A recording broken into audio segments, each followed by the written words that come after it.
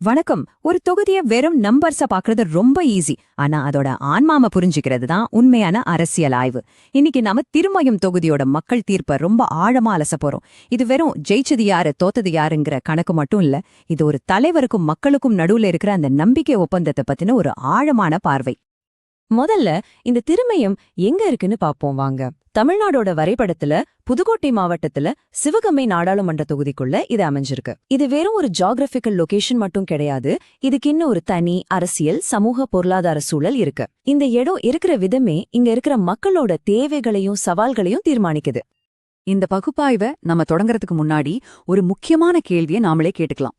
உண்மையாலுமே மக்களின் விருப்பத்தை பிரதிபலிக்கணும்னா என்ன செய்யணும்? இந்த கேள்விதான் நம்மளோட முழு அனாலிசிஸ்க்கும் ஒரு அடித்தளமா இருக்க போகுது. ஏன்னா ஓட்டு வாங்குறது மட்டும் ஜெயமில்ல, மக்களோட மனசையும் அவங்க நம்பிக்கையும் ஜெயிக்கிறது தான் உண்மையான வெற்றி.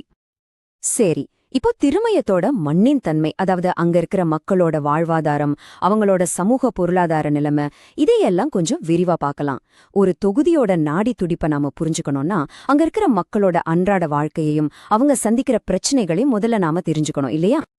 இந்த சார்ட் கொஞ்சம் பாருங்க. இது ரொம்ப ரொம்ப முக்கியமான ஒரு விஷயத்த சொல்லுது. திருமயம் தொகுதி கிட்டத்தட்ட 94.4% கிராமப்புறங்களை கொண்டது. இதுக்கு என்ன அர்த்தம்? இந்த தொகுதியோட இதயமே விவசாயத்திலயும் கிராம வாழ்க்கையிலேயும் தான் இருக்கு.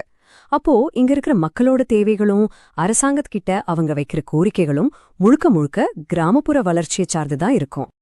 இங்க இருக்கிற மக்களோட முக்கிய வாழ்வாதாரமே விவசாயமும் சின்ன சின்ன வியாபாரமும் தான். ஆனா அவங்க ஒவ்வொரு நாளும் பல பிரச்சனைகளை சந்திக்கிறாங்க. விவசாயத்துக்கு தீராத தண்ணீர் பஞ்சம் ஒரு பெரிய சவால். BHEL மாதிரி ஒரு பெரிய நிறுவனம் இங்கிருந்தும் கூட உள்ளூர் இளைஞர்களுக்கு வேலை வாய்ப்புங்கிறது குதிரைக்கொம்பா இருக்கு. இதனால இளைஞர்கள் மத்தியில வேலையில்லாத திண்டாட்டமும் ஒருவித அதிருப்தியும் அதிகமாவே இருக்கு. அது மட்டும் இல்லாம சட்டவிரோத கல்குவாரிகளும் அதனால வர்ற சட்டம் ஒழுங்கு பிரச்சனைகளும் மக்களோட வாழ்க்கையில ஒருவிதமான பயத்தை விதைச்சிருக்கு. இந்த மாதிரி ஒரு சூழல்ல நம்ம அரசியல் அமைப்போட ஒரு முக்கியமான விஷயத்த ஞாபகப்படுத்திக்கணும். ஒவ்வொரு தனி மனுஷனோட கண்ணியமும் தான் நம்ம குடியரசோட அஸ்திவாரம். அந்த கண்ணியத்தை நாம எப்படி காப்பாத்துறோம்? பொறுப்போட சரியான தகவல்களோட பொதுல பேசுறது மூலமாதான். தலைவர்கள் பேசுற ஒவ்வொரு வார்த்தையும் மக்களோட கண்ணியத்தை மதிக்கிறதா இருக்கணும். இப்போ திருமயம் தொகுதியோட மக்கள் தீர்ப்ப ஒரு சர்ஜரி பண்ற மாதிரி ரொம்ப ஆழமா அலசி ஆராயலாம். இந்த தொகுதியில நடக்கிற அந்த நுட்பமான அரசியல் போட்டிக்கு இந்த நம்பர்ஸ் ஒரு நல்ல வெளிச்சம் போட்டு காட்டும். இந்த நம்பரை கொஞ்சம் பாருங்க. 1382. 2021 அசெம்பிளி எலெக்ஷன்ல திமுக வேட்பாளர் திரு S. ரகுபதியோட வெற்றி வித்தியாசம் இதுதான். யோசிச்சு பாருங்க. கிட்டத்தட்ட 1.25 லட்சம் ஓட்டு பதிவான ஒரு தொகுதியில வெறும் 1000 சொச்சம் வாக்குகள் தான் வித்தியாசம். இது 1% கூட இல்ல. வெற்றி எவ்வளவு ஒரு மெல்லிய நூலிழையில தொங்கிட்டு இருந்திருக்க பாத்தீங்களா? இன்னும் கொஞ்சம் பின்னாடி போய் பார்த்தா 2016 எலெக்ஷன்ல வெற்றி வித்தியாசம் வெறும் 479 ஓட்டு தான். இது மக்கள் தீர்ப்பு எவ்வளவு நிலையற்றதா இருக்குங்கிறத அப்பட்டமா காட்டுது. ஒவ்வொரு ஓட்டும் ஒவ்வொரு குடும்பத்தோட முடிவும் எவ்வளவு முக்கியங்கிறத இது நமக்கு அடிச்சு சொல்லுது. அப்போ இந்த நம்பர்ஸ் நமக்கு என்ன சொல்லுது? திருமயம் தொகுதி ஒரு கத்தியோட முனையில நிக்கிற மாதிரி இருக்கு. இங்க இருக்கிற வாக்காளர்கள் ஆழமா பிரிஞ்சு போயிருக்காங்க. பதவியில இருக்கிறவங்களுக்கு ஒரு பலவீனமான பிடிதான் இருக்கு. இதுக்கு என்ன அர்த்தம்னா, மக்களோட ஒவ்வொரு சின்ன குறையும் நிறைவேற்றப்படாத ஒவ்வொரு வாக்குறுதியும் தேர்தல் முடிவுகளையே மாத்தி போடுற சக்தி கொண்டது. இந்த அரசியல் போட்டிக்கு சமூக கட்டமைப்பும் ஒரு முக்கியமான காரணம்தான். தொகுதியில சுமார் 22% முக்குளத்தோர் சமூக மக்களும் 20% முத்தரையர் சமூக மக்களும் இருக்காங்க. பட்டியல் சாதியினர் 18.6%ஆகவும் சிறுபான்மையினர் சுமார் 5.8%ஆகவும் இருக்காங்க. இந்த சமூக கணக்குகள் வாக்காளர்கள் எப்படி நடந்துக்குவாங்கன்னு புரிஞ்சுக்கிறதுக்கு ஒரு முக்கியமான லேயரா இருக்கு. இப்போ இருக்கிற MLA திரு ரகுபதி மாநில சட்ட அமைச்சரா இருக்காரு. இது திட்டங்களை ஈஸியா கொண்டு வர்றதுக்கும் கட்சியோட முழு ஆதரவு கிடைக்கிறதுக்கும் ஒரு பெரிய பிளஸ் பாயிண்ட். ஆனா இன்னொரு பக்கம் பார்த்தா அவரோட வெற்றி வித்தியாசங்கள் ரொம்ப ரொம்ப கம்மி. இது ஒரு பலவீனமான மக்கள் தீர்ப்பை தான் காட்டுது. ரோடு தண்ணி மாதிரி திட்டங்கள்லாம் ரொம்ப மெதுவா நடக்குதுன்னு மக்கள் மத்தியில ஒரு பேச்சு இருக்கு. அவரோட வயசும் உடல்நிலையும் கூட ஒரு காரணியா பார்க்கப்படுது. சரி, மக்களோட அதிருப்திக்கு உண்மையான ஆணிவேர் என்ன? முதல்ல வளர்ச்சி இடைவெளிகள். பல கிராமங்களுக்கு இன்னும் சரியான ரோடு வசதி இல்ல, குழாய் தண்ணி வசதி ரொம்ப கம்மியா இருக்கு. 2வது வேலையில்லா திண்டாட்டம். படிச்ச இளைஞர்களுக்கு ஊர்ல வேலைவாய்ப்புங்கிறது இல்ல. 3வது நலத்திட்டங்கள் மேல ஒருவித சோர்வு. சொன்னதை செய்யல, திட்டங்கள் லேட் ஆகுதுன்னு மக்கள் சலிச்சு போயிருக்காங்க. கடைசியா சட்டம் ஒழுங்கு. குவாரி மாஃபியாவோட நிழலும் சின்ன சின்ன குற்றங்கள் அதிகமாகிறதும் மக்களுக்கு ஒரு பாதுகாப்பில்லாத உணர்வை கொடுக்குது. ஓகே, இதுவரைக்கும் பிரச்சனைகள் எல்லாம் நம்ம கண்டறிஞ்சிட்டோம். இனி இதுக்கெல்லாம் தீர்வு என்னங்கிறதுக்கான ஒரு செயல் திட்டத்தை பத்தி பார்க்கலாம். நோயை டயக்னோஸ் பண்ணதுக்கு அப்புறம் பிரிஸ்கிரிப்ஷன் எழுதுற மாதிரி இந்த தொகுதியோட தேவைகளை சரி செய்யறதுக்கு ஒரு தெளிவான திட்டத்தை இப்ப நாம அலசலாம். மக்களை போய் சேர்றதுக்கான ஒரு வியூக கட்டமைப்பு தான் இந்த சதுர்முக கோட்பாடு. இதுல 4 தூண்கள் இருக்கு. சிவனா ஆக்ரோஷம், விஷ்ணுவா நிலைத்தன்மை, பிரம்மாவா புதுமை, அப்புறம் துர்கையா பாதுகாப்பு. இது மக்களை அணுகுறதுக்கு ஒரு மல்டி டைமென்ஷனல் அப்ரோச். இந்த ஒவ்வொரு தூணையும் சிம்பிளா பார்க்கலாம். சிவன்னா ஆக்ரோஷம், அதாவது சட்டவிரோத சுரங்க பிரச்சனையில எதிர்க்கட்சிகள் எப்படி தோத்து போனாங்கன்னு தாக்குறது.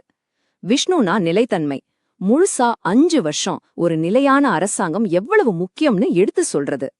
பிரம்மானா புதுமை, கிராமங்கள்ல கவர்னன்ஸ் மையம் மாதிரி புது புது ஐடியாக்களை முன்னாடி வைக்கிறது. துர்கைனா பாதுகாப்பு, விவசாய பொருட்களுக்கு சரியான விலை கிடைக்கும்னு உத்தரவாதம் கொடுக்கறது, மாஃபியாக்களை ஒடுக்குறதுன்னு மக்களுக்கு ஒரு பாதுகாப்பு உணர்வு கொடுக்கறது. ஆனா ஒண்ணு, வெறும் பேச்சும் வியூகமும் மட்டும் பத்தாது. ஒரு வெற்றிகரமான மக்கள் தீர்ப்புங்கிறது உறுதியான அளவிடக்கூடிய வளர்ச்சி திட்டங்கள் மேலதான் கட்டப்படணும். பேச்சை தாண்டி ஒரு வளர்ச்சி ஒப்பந்தம் ரொம்பவே தேவை. இங்க பாருங்க சில உறுதியான திட்டங்கள். ஒரு புதுசா இண்டஸ்ட்ரியல் பார்க்கு கொண்டு வந்தா சுமார் 1000 உள்ளூர் இளைஞர்களுக்கு வேலை கிடைக்கும். கிராமப்புற குடிநீர் திட்டம் மூலமா 90% வீடுகளுக்கு குழாயில தண்ணி கொண்டு வர முடியும். நேஷனல் ஹைவே அப்கிரேட் பண்ணா பயண நேரம் பாதியா குறையும். விவசாய பொருட்களை கொண்டு போறது ரொம்ப சுலபமாகும். இதுதான் மக்களுக்கு கிடைக்கிற உண்மையான ரிட்டர்ன் ஆன் இன்வெஸ்ட்மெண்ட். இந்த முழு செயல் திட்டத்துக்கும் அடிப்படையான தத்துவம் என்னன்னா, மக்கள் மையப்படுத்தப்பட்ட ஆளுமை. அதாவது எடுக்கிற ஒவ்வொரு முடிவும் மக்களோட வாழ்க்கை தரத்துல என்ன நேரடி தாக்கத்தை ஏற்படுத்துதுங்கிறத வச்சுதான் அளவிடணும். வெறும் அரசியல் தந்திரங்களை விட மக்களோட குறைகளை தீர்க்கறதுக்கும் கண்ணுக்கு தெரியற மாதிரி வளர்ச்சி கொண்டு வரதுக்கும் தான் முன்னுரிமை கொடுக்கணும். இங்க இன்னொரு முக்கியமான விஷயம், நம்ம ஜனநாயகத்துல உங்க பர்சனல் தகவலை பயன்படுத்தணும்னா உங்க சம்மதம் கண்டிப்பா தேவை. இது வெறும் சட்ட விஷயம் இல்ல, இது நம்பிக்கை சம்பந்தப்பட்டது, பிரைவசி சம்பந்தப்பட்டது.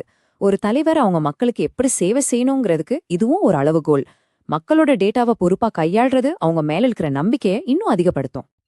இப்போ நாம இந்த ஆய்வோட கடைசி பகுதிக்கு வந்திருக்கோம். ஒரு மக்கள் மைய தலைமைக்கான பாதை எப்படி இருக்கணும், ஒரு நவீன ஆளுமைக்கான தொலைநோக்கு பார்வை என்னங்கிறத இங்க தொகுத்து பார்க்கலாம். ஒரு நல்ல தலைமைத்துவத்துக்கான முக்கிய பாடங்கள் என்ன? 1. மண்ணோட குரலை கேளுங்க. களத்திலிருந்து வர்ற டேட்டா தான் உண்மையான மக்கள் தீர்ப்பு சொல்லும். 2. வெற்றி வித்தியாசங்கள் வெறும் நம்பர் இல்ல, அது ஒரு மெசேஜ். சின்ன வித்தியாசத்துல ஜெயிக்கிறீங்கன்னா இன்னும் நல்லா வேலை செய்யுங்கன்னு அர்த்தம். 3. இரக்கத்தையும் ஆதாரத்தையும் ஒன்னா சேருங்க. ஒரு திட்டத்துக்கு இதயமும் இருக்கணும், மூளையும் இருக்கணும். கடைசியா, ஆளுமைதான் சிறந்த அரசியல். கண்ணுக்கு தெரியற மாதிரி ரிசல்ட் கொடுத்தாதான் நீடித நம்பிக்கை உருவாகும். கடைசியா இந்த ஒரு கேள்வியோட முடிச்சுக்கலாம். ஆழமான டேட்டாவையும் மனித கண்ணியத்துக்கான ஒரு அர்ப்பணிப்பையும் ஒன்னா சேர்க்கிற இந்த ப்ளூ பிரிண்ட் ஒரு தலைவருக்கும் மக்களுக்கும் இடையிலான அந்த ஒப்பந்தத்தை ஒரு புது அர்த்தத்தோட மாத்தி எழுத முடியுமா? இது திறமையத்துக்கு மட்டுமான கேள்வி இல்ல, நம்ம முழு ஜனநாயகத்துக்கான ஒரு கேள்வி. நீங்கள் ஒரு மக்கள் மைய தலைவராக மாறி உங்கள் தொகுதியை மேம்படுத்த விரும்பினால் blueprintstrategies.ai mgr@blueprintstrategies.ai என்ற முகவரியில் தொடர்பு கொள்ளுங்கள், அல்லது 08042041602 என்ற எண்ணிற்கு அழைக்கவும். அரசியலுக்கு அப்பாற்பட்ட ஒரு நோக்கம்,